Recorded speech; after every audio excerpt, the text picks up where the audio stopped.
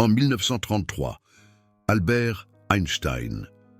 Oui, Albert Einstein lui-même est monté sur la scène de l'université d'Oxford pour donner une conférence qui, tenez-vous bien, allait potentiellement tout changer.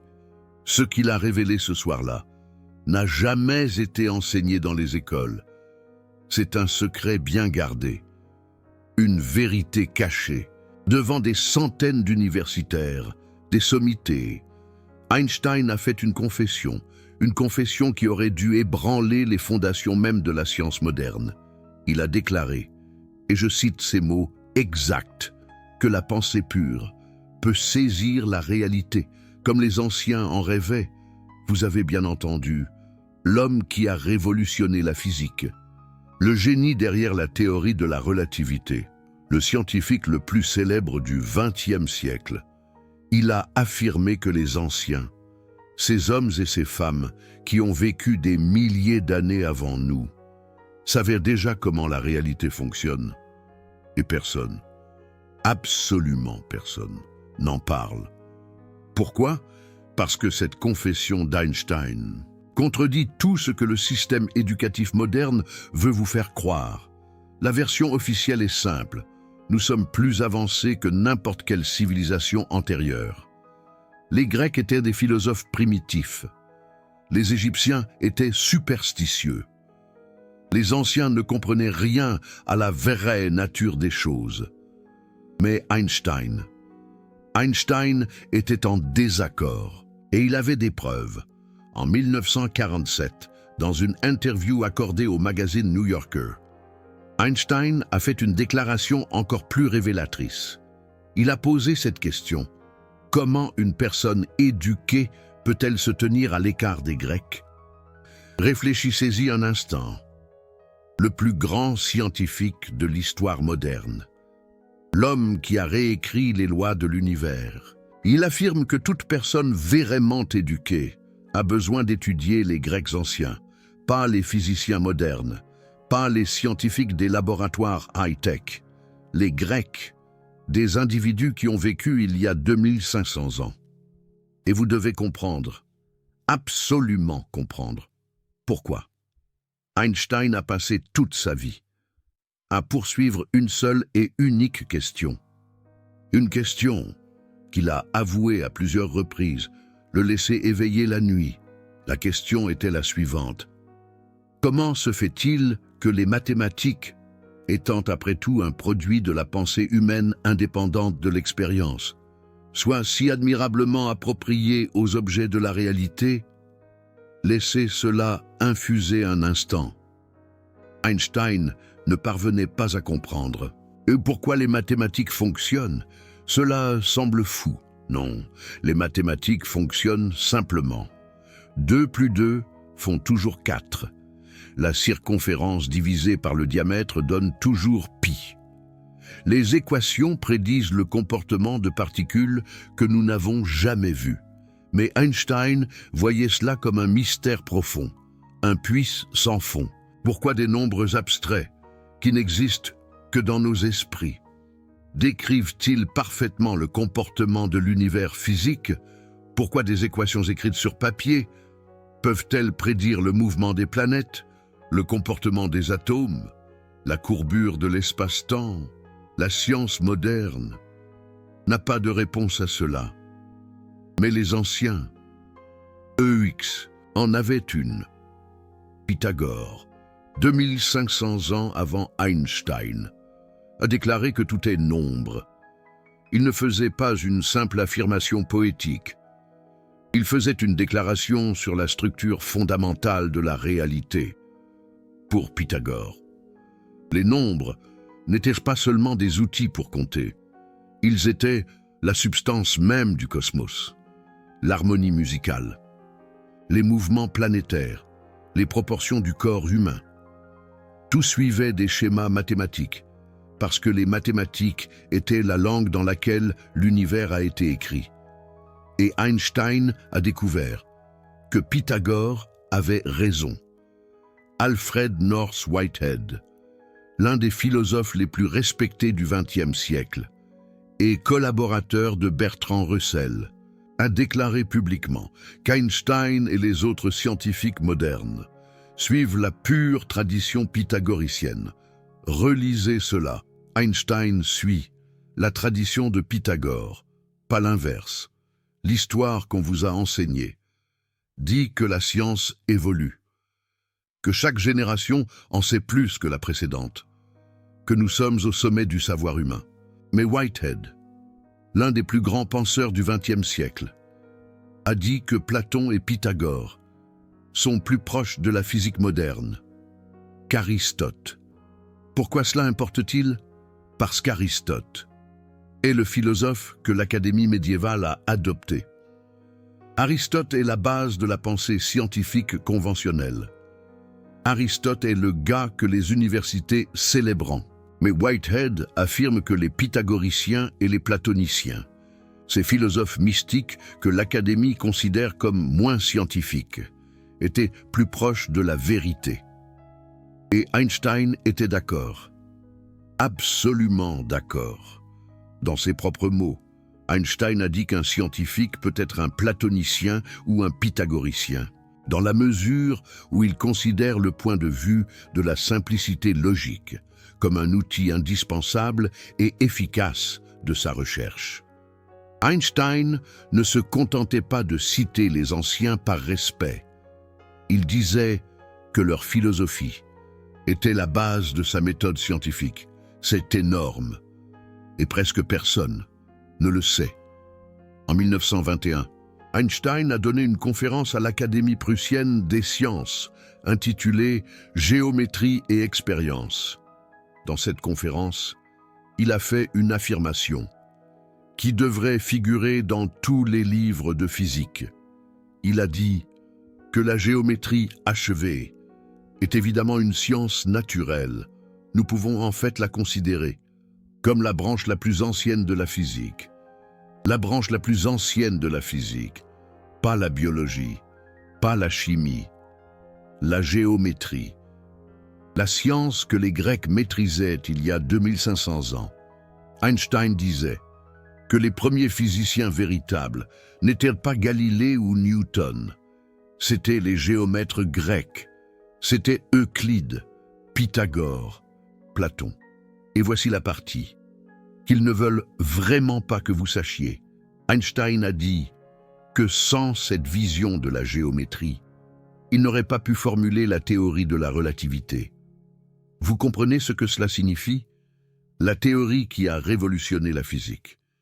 La théorie qui nous a donné la bombe atomique, l'énergie nucléaire, le GPS, les trous noirs. Cette théorie n'a été possible que parce qu'Einstein comprenait la géométrie de la même manière que les Grecs anciens. Sans Pythagore, il n'y aurait pas d'Einstein. Sans Platon, il n'y aurait pas de relativité. La science moderne n'a pas dépassé les anciens. Elle a finalement atteint ce qu'ils savaient déjà. Mais il y a quelque chose d'encore plus profond ici. Einstein ne s'intéressait pas seulement aux méthodes des anciens. Il s'intéressait à leurs conclusions. Les pythagoriciens croyaient que l'univers était fondamentalement harmonique. Il existait des proportions sacrées qui gouvernaient tout, de la musique au mouvement des planètes. Ils appelaient cela l'harmonie des sphères. La science moderne ridiculise cette idée comme superstitieuse. Mais en 2015, des scientifiques ont détecté des ondes gravitationnelles pour la première fois. Que sont les ondes gravitationnelles? Ce sont des vibrations dans l'espace-temps lui-même, le tissu de l'univers, qui oscille littéralement.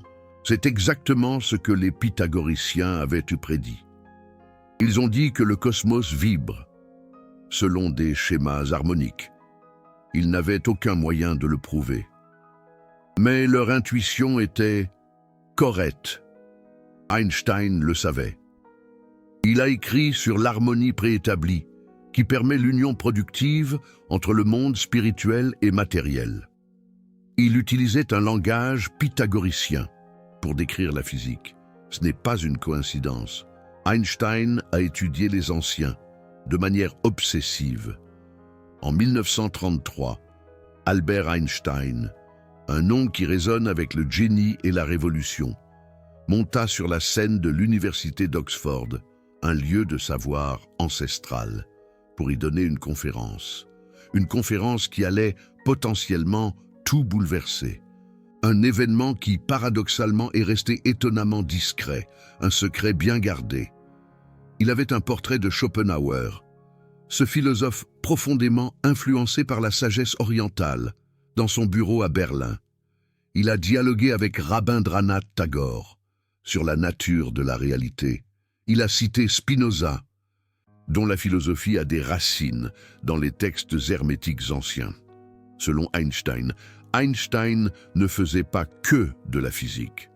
Il était en train de redécouvrir une sagesse qui avait été perdue, ou peut-être cachée. Einstein le savait. Et voici la question que vous devriez vous poser. Si Einstein, le plus grand scientifique de l'histoire moderne, croyait que les anciens savaient des choses fondamentales sur la réalité, pourquoi cela n'est-il pas enseigné dans les écoles? C'est Einstein qui le dit. Pourquoi les programmes de physique commencent-ils avec Galilée et Newton, et non avec Pythagore et Platon? Selon Einstein, pourquoi la philosophie grecque est-elle traitée comme de l'histoire, et non comme de la science? D'après Einstein, la réponse est perturbante, comme Einstein l'a compris. Durant le Moyen Âge, l'Église catholique a adopté Aristote comme le philosophe officiel, la physique aristotélicienne, qui disait que les objets lourds tombent plus vite que les légers, est devenue un dogme.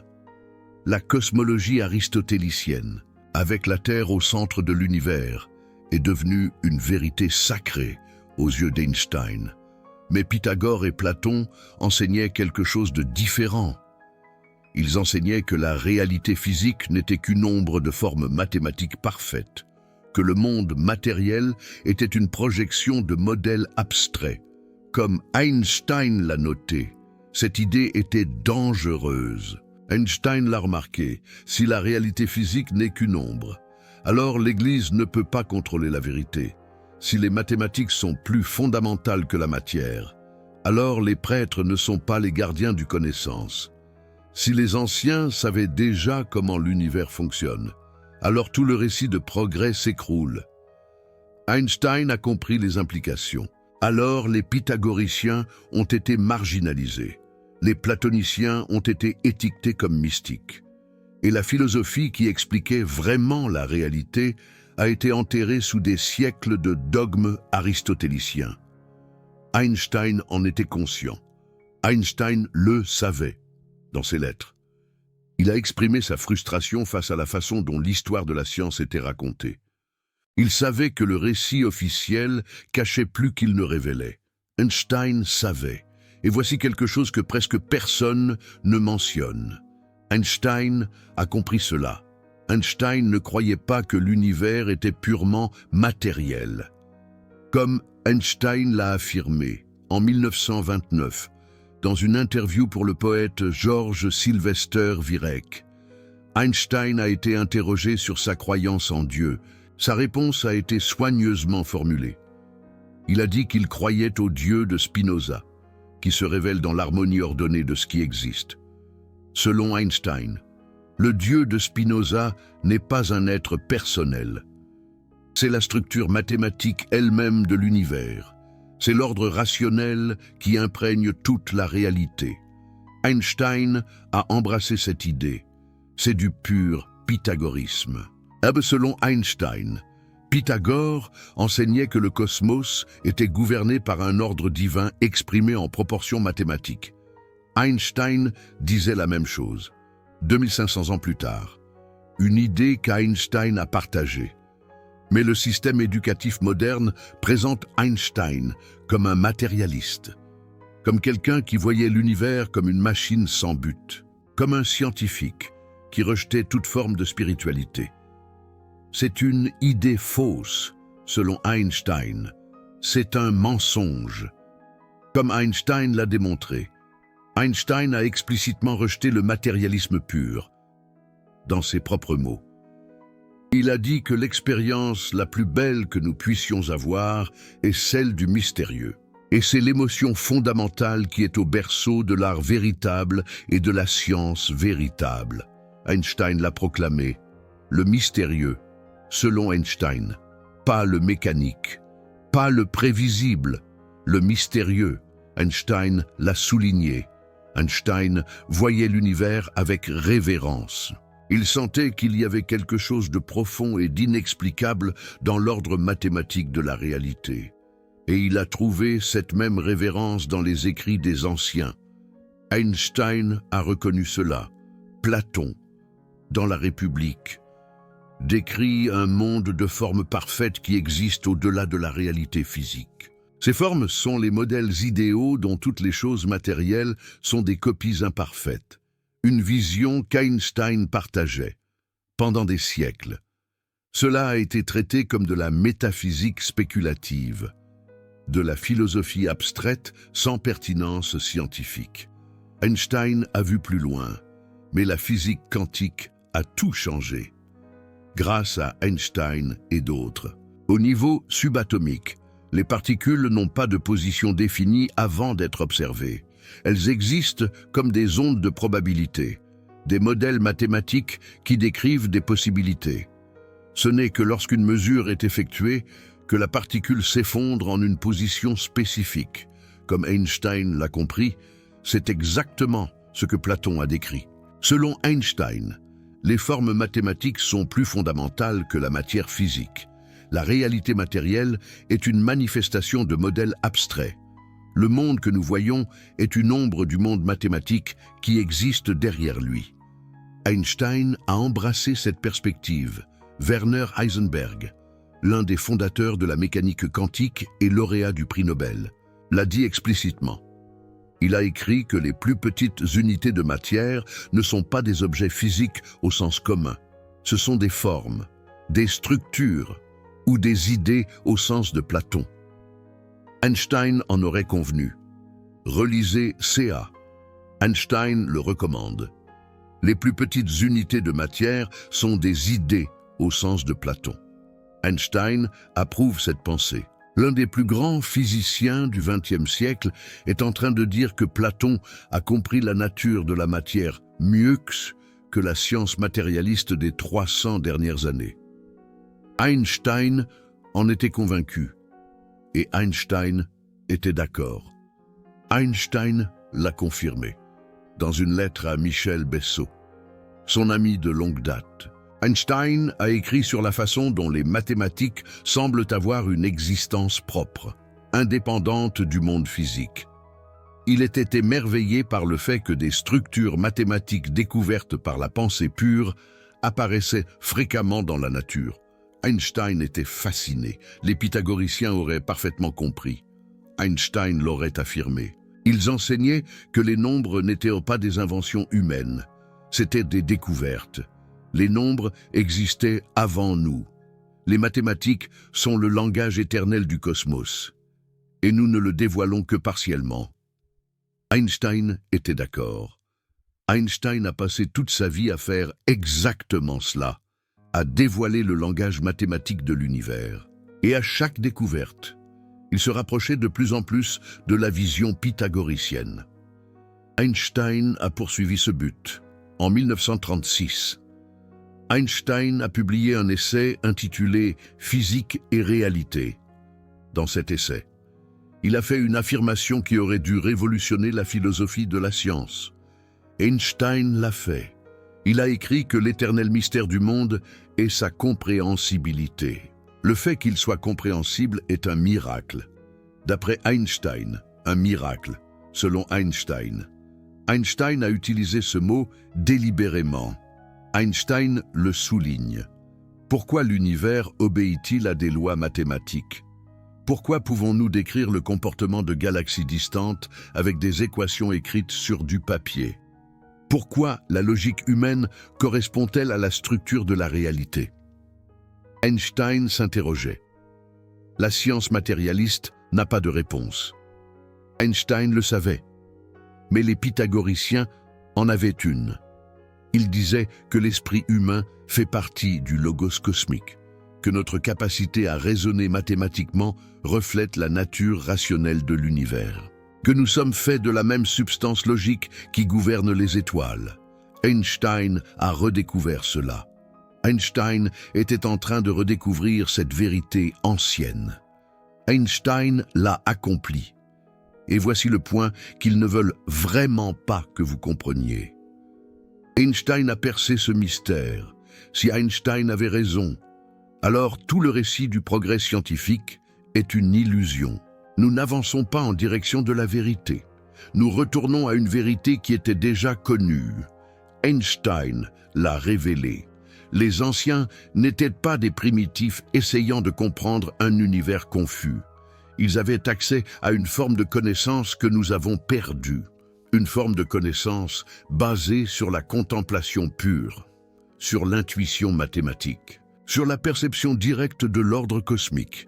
Einstein l'a réalisé en 1933.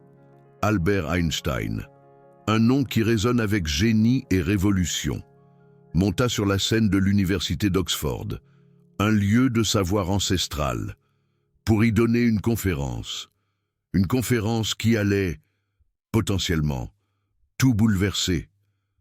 Un événement qui, paradoxalement, est resté étonnamment discret, un secret bien gardé.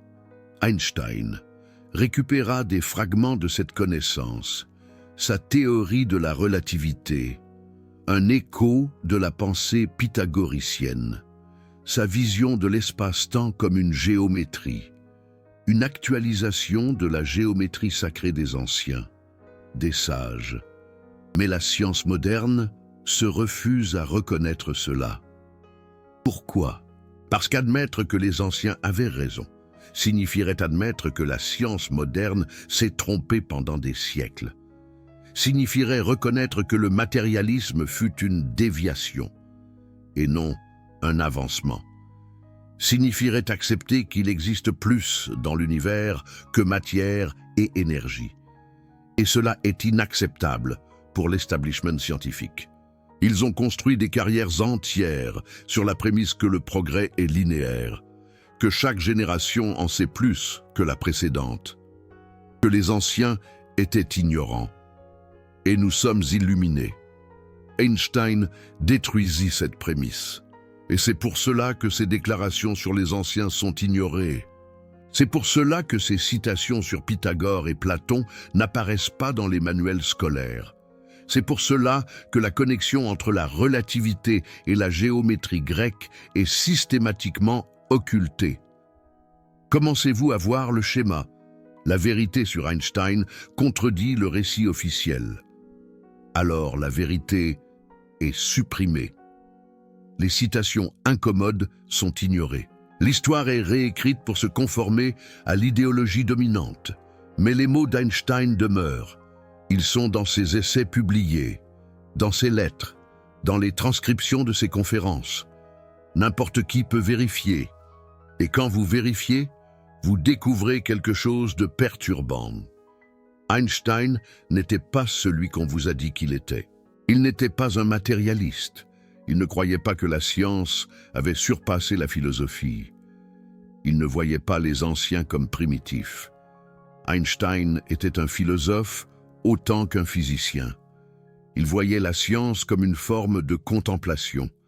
Il cherchait non seulement à décrire l'univers, mais à le comprendre à un niveau profond. Et sa plus grande découverte ne fut pas EMC2. Sa plus grande découverte fut que les anciens avaient raison. La réalité est mathématique. Le tissu de l'univers est ordonné par des principes rationnels. L'esprit humain peut accéder à des vérités éternelles à travers la pensée pure, mais aussi l'intuition profonde. Pythagore dit cela il y a 2500 ans. Einstein prouva cela en 1915 avec la théorie de la relativité générale. Et ici, nous sommes, plus d'un siècle après, à encore prétendre que cela n'est pas arrivé. Mais vous Vous connaissez maintenant la vérité. Vous savez qu'Einstein révérait les anciens. Vous savez qu'il voyait sa propre œuvre comme une continuation de la tradition pythagoricienne. Vous savez que la science moderne est construite sur des fondations qui remontent à la Grèce antique. Et vous savez pourquoi cela est caché. Parce que, si tout le monde le savait, le système perdrait le contrôle du récit. Si tout le monde réalisait que la sagesse antique était supérieure à bien des égards, nous commencerions à remettre d'autres choses en question. Que savaient d'autres les anciens que nous avons oubliés? Quels autres secrets sont enterrés sous des siècles de propagande matérialiste? Einstein a ouvert une porte. Il a montré qu'il est possible de regarder au-delà de la science officielle et de trouver des vérités plus profondes. Des vérités qui étaient déjà connues par des civilisations que nous appelons primitives. La question est, allez-vous franchir cette porte? Allez-vous enquêter par vous-même? Ou allez-vous continuer à croire la version autorisée de l'histoire? Einstein fit son choix. Il étudia les anciens. Il reconnut leur sagesse. Il construisit sa physique sur les fondations qu'ils établirent. Et à cause de ce choix, il changea le monde. Maintenant, le choix vous appartient. Il y a une dernière chose que vous devez savoir. Einstein n'était pas seul dans ses conclusions. Niels Bohr, un autre géant de la physique moderne, est l'un des fondateurs de la mécanique quantique. Regarda aussi vers les anciens pour trouver des réponses. Quand il reçut l'ordre de l'éléphant du Danemark en 1947, il choisit le symbole du yin et yang pour son blason. Pensez-y. Un des plus grands physiciens du monde choisit un symbole taoïste millénaire pour représenter son travail scientifique. Pourquoi? Parce que Bohr réalisa que le principe de complémentarité qu'il découvrit en physique quantique avait déjà été intuité par les anciens Chinois. Le yin et yang représentent l'unité des opposés, ondes et particules, observateur et observé, sujet et objet. Bohr écrivit que nous devons nous tourner vers des problèmes de connaissance qui avaient déjà été considérés par des penseurs comme Bouddha et Lao Tse. Bouddha et Lao Tse, pas Descartes, pas Bacon, pas les philosophes de la science moderne, les sages orientaux qui vécurent des millénaires avant la physique quantique. Et cela ne s'arrête pas là. Erwin Schrödinger, qui formula l'équation fondamentale de la mécanique quantique, était un étudiant dévoué des Upanishads, des textes sacrés indiens qui ont plus de 3000 ans. Dans son livre « Ma vision du monde », Schrödinger déclara que la philosophie Vedanta de l'Inde ancienne était la seule métaphysique compatible avec la physique moderne. Trois des plus grands physiciens de l'histoire, Einstein, Bohr et Schrödinger, tous regardèrent vers les anciens. Tous trouvèrent des réponses que la science moderne ne pouvait pas fournir. Est-ce une coïncidence? Ou existe-t-il quelque chose que ces génies comprirent que le reste d'entre nous n'a pas encore perçu? La vérité est que la révolution quantique ne fut pas seulement une révolution scientifique. Ce fut une redécouverte. Les physiciens du XXe siècle, en explorant les niveaux les plus profonds de la réalité, trouvèrent des principes qui étaient déjà connus par des civilisations anciennes. L'interconnexion de toutes choses, la nature illusoire de la matière solide, le rôle de la conscience dans la création de la réalité. Les Védas indiens enseignèrent cela, les taoïstes chinois enseignèrent cela, les pythagoriciens grecs enseignèrent cela, et maintenant, la physique quantique est en train de confirmer cela. Mais le système éducatif continue à enseigner une version tronquée de l'histoire. Une version qui commence avec Galilée et ignore des milliers d'années de sagesse antérieure. Une version qui présente la science comme une rupture avec le passé. Quand en réalité, c'est un retour à celui-ci. Einstein savait cela. Et il essaya de nous le dire. En 1950, quelques années avant sa mort, Einstein écrivit une lettre au philosophe Eric Gutkind. Dans cette lettre, Il dit que le mot Dieu est pour lui rien de plus que l'expression et le produit de la faiblesse humaine.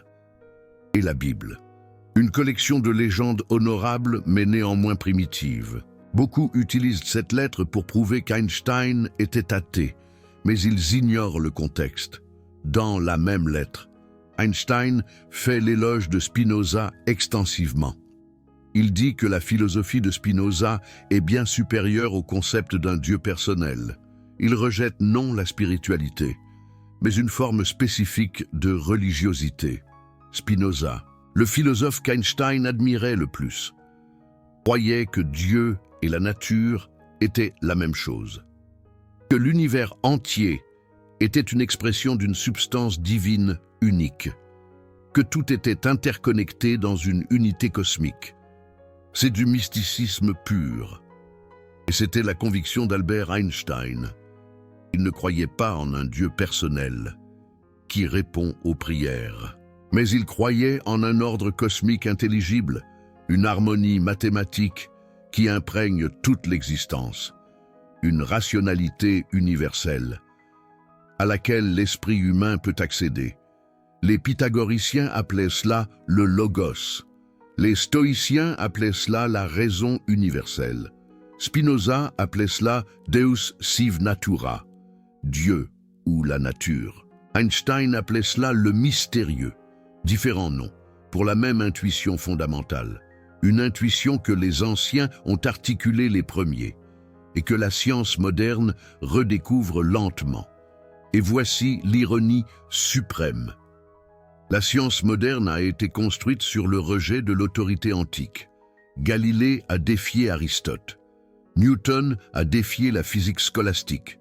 Le siècle des Lumières a rejeté la tradition en faveur de la raison. Mais au final, la raison a ramené les plus grands scientifiques vers les anciens. Einstein, en suivant la pensée pure, mais aussi l'intuition profonde, jusqu'à ses conclusions les plus profondes, est arrivé là où Pythagore était déjà. Bohr, en explorant les mystères quantiques, a rencontré le yin et le yang des taoïstes. Schrödinger, en cherchant un sens à ses équations, a eu recours aux Upanishads. La science n'a pas surpassé la sagesse antique, elle a fait un cercle complet et y est retournée. Et c'est ça, ce qu'ils ne veulent pas que vous sachiez. Parce que si vous le saviez, vous commenceriez à poser des questions dangereuses. Vous demanderiez pourquoi la philosophie antique n'est pas enseignée en même temps que la physique.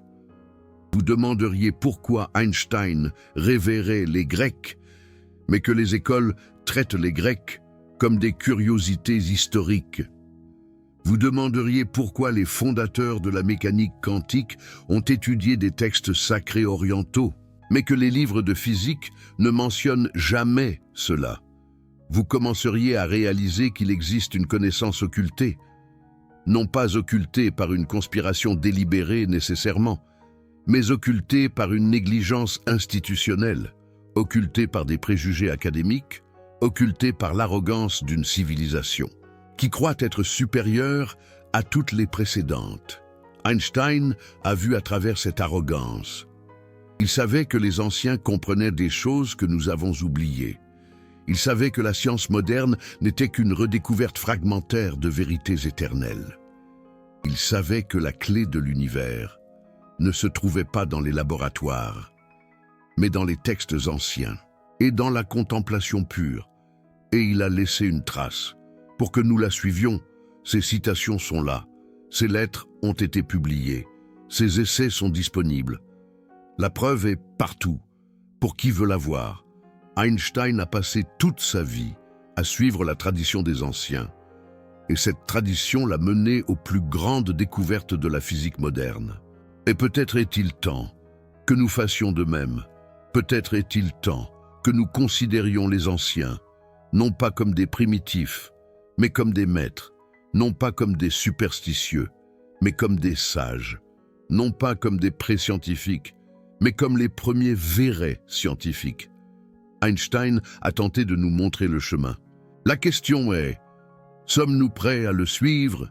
Les anciens disaient que la connaissance réelle ne peut pas être enseignée. Elle doit être découverte par chaque personne. individuellement, à travers la contemplation, à travers le questionnement, à travers la recherche sincère de la vérité. Einstein était un chercheur. Il n'a jamais accepté de réponse toute faite. Il a tout questionné, y compris les fondements de la physique, qu'il a lui-même aidé à créer. Et cet esprit de questionnement l'a mené aux anciens. Avez-vous le même esprit? Êtes-vous prêt à remettre en question ce qu'on vous a enseigné? Êtes-vous prêt à découvrir par vous-même? Si les anciens savaient réellement quelque chose qui a été perdu, Einstein disait que l'imagination est plus importante que le savoir, parce que le savoir est limité à ce que nous savons déjà. Mais l'imagination peut nous mener n'importe où. Imaginez un monde où la sagesse antique serait enseignée dans les écoles, où Pythagore serait étudié en même temps que Newton, où la géométrie sacrée ferait partie du programme de physique, où Einstein serait présenté tel qu'il était réellement, un philosophe scientifique, qui révérait les anciens. Ce monde est possible, mais il commence avec vous. Il commence avec votre disposition à regarder au-delà du récit officiel, à enquêter par vous-même, à découvrir ce qu'Einstein a découvert, que les anciens savaient plus que ce qu'on nous a permis de croire. La vérité attend. Elle a toujours été là. Et maintenant, vous savez où chercher.